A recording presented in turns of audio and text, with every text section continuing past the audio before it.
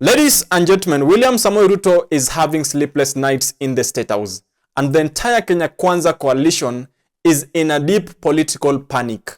Ladies and gentlemen, the source of the panic is Rigathi Gachagua. Sasa tumetembea hapa Mombasa kuongea na makazini, ulali. Rigathi Gachagua is making William Samoei Ruto to have sleepless nights. Mimi nitakimbiza yeye kama baiskeli ya kuibiwa. But ladies and gentlemen, I also want to inform you that Rigathi Gachagua himself is also being faced by a strong political dilemma.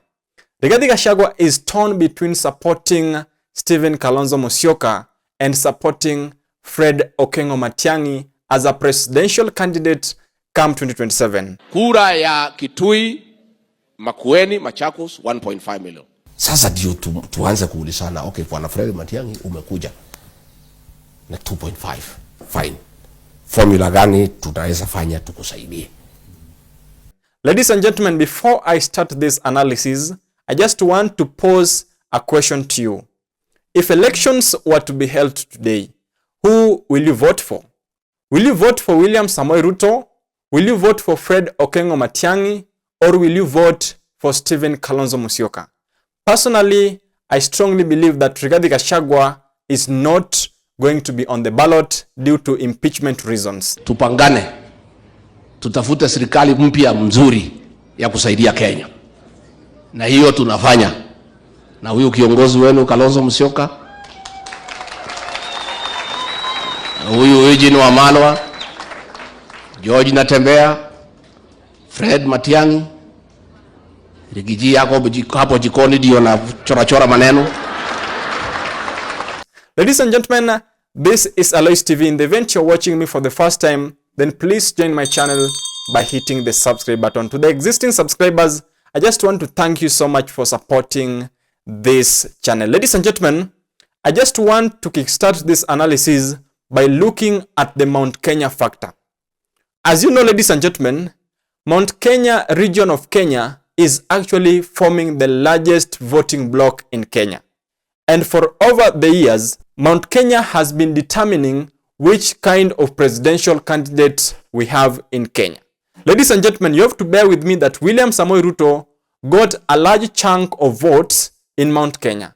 And that is the reason as to why I strongly believe that if you want to be a successful presidential candidate, you have to get a significant support of Mount Kenya votes. Now, when talking about Mount Kenya, I just feel that Mount Kenya is actually divided. This is the reason as to why I'm saying this, ladies and gentlemen. Remember, the current Mount Kenya kingpin is Rigathi Gachagua. But Uhuru Muigai Kenyatta, who is the former president of Republic of Kenya, is also still controlling a significant amount of Mount Kenya voters. This is the reason as to why I'm saying this.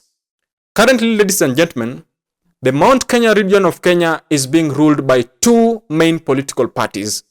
We have the DCP party that was actually launched by Rigathi Gachagua, and we still have the Jubilee party owned by Uhuru Muigai Kenyatta.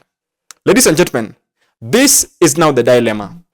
Uhuru Muigai Kenyatta is actually supporting Fred Okengo Matiangi, and Rigathi Gachagua is now seen closely with Stephen Kalonzo Musyoka. That means that the Mount Kenya votes might be divided if these two kingpins cannot front one person to the ballot come 2027. Ladies and gentlemen, what do you think? Hi, cousins.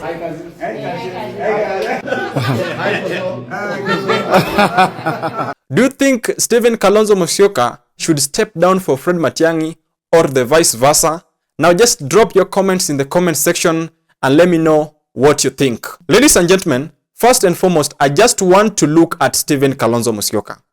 Stephen Kalonzo Musyoka is guaranteed of the Ukambani support if he decides to run as a presidential candidate. Stephen Kalonzo Musyoka is having a significant influence in Ukambani region. But ladies and gentlemen, Ukambani region can only provide 1.5 million votes to Stephen Kalonzo Musyoka. But with the support of Rigathi Gachagua, Stephen Kalonzo Musyoka can still get votes from Mount Kenya region. And I just also want to ask you a question. Do you think the entire Kenyan voting bloc can support Stephen Kalonzo Musyoka? Do you think that Stephen Kalonzo Musyoka has influence in the western region of Kenya, in the coastal region of Kenya, in the Nyanza region of Kenya. And the fact that Raila Amolo Odinga is going to support William Samoei Ruto come 2027, that is going to be a very big blow to Stephen Kalonzo Musyoka's candidature. Ladies and gentlemen, the reason as to why I'm very confident in Fred Matiang'i's candidature is this. First and foremost, with the support of Uhuru Muigai Kenyatta, he is going to get a significant amount of Mount Kenya votes. And if you are from the Mount Kenya region, you can just comment in the comment section, because a very large number of Mount Kenya people are actually supporting Fred Matiang'i.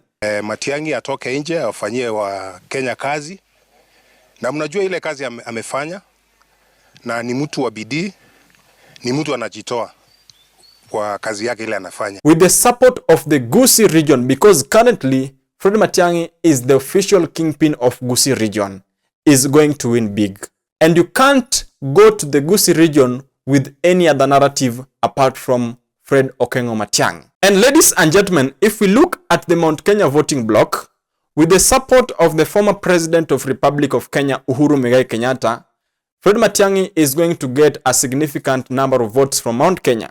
And I'm very sure that Uhuru Muigai Kenyatta is actually going to lobby people from Mount Kenya to vote for Fred Matiang'i. And as you know, Fred Matiang'i is also going to run for presidential seat using a Jubilee ticket.